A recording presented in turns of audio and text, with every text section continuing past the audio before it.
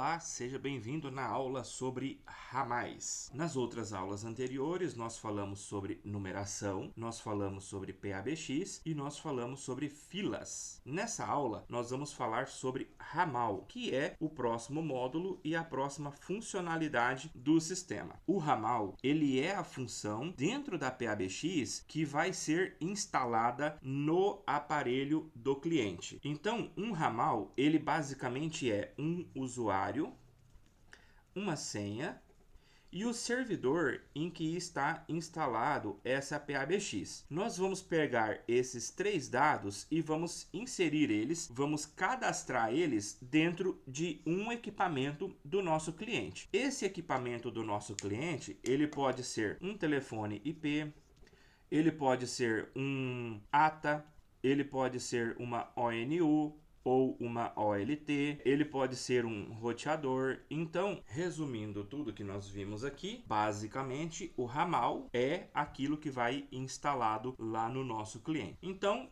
para fazer a instalação do ramal, eu trouxe dois exemplos aqui. Eu trouxe o exemplo de um telefone IP. Então, supondo que nós pegamos lá um telefone IP da Grandestream ou da Intelbras e nós fizemos a instalação do usuário, da senha e do servidor dentro desse ramal. Então, o ramal, ele é o aparelho que vai estar conectado lá na PABX, lá no servidor da PABX. Uma outra forma de fazer essa instalação é a gente utilizar um roteador, uma ONU, uma OLT. Então, nós trouxemos aqui um desenhozinho de um roteador para lembrar que nós podemos fazer isso também dentro de um roteador ou de uma ONU. Quando se faz a instalação de um ramal único lá no cliente, normalmente a grande porcentagem é feita ou dentro de uma ONU ou dentro de um aparelho IP. No caso de fazer a instalação dentro de uma ONU, nós vamos precisar de uma outra coisa, que é um telefonezinho comum, aqueles telefones que a gente compra lá na loja do 10, na loja do 20, e ele vai sair um cabinho comum conectado diretamente na ONU. Então, esse aparelhozinho comum, aquele aparelho telefônico antigo que a gente já usava antigamente, ele vai conectado na ONU para que o nosso cliente possa fazer e receber as ligações. O telefone IP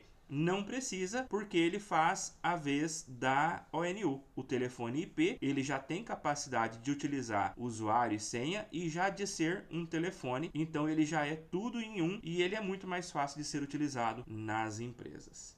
Então, se nós pegarmos aquela aulinha anterior que nós tivemos, onde a ligação entra num número, ela vai para uma PABX, da PABX a gente manda ela para duas filas.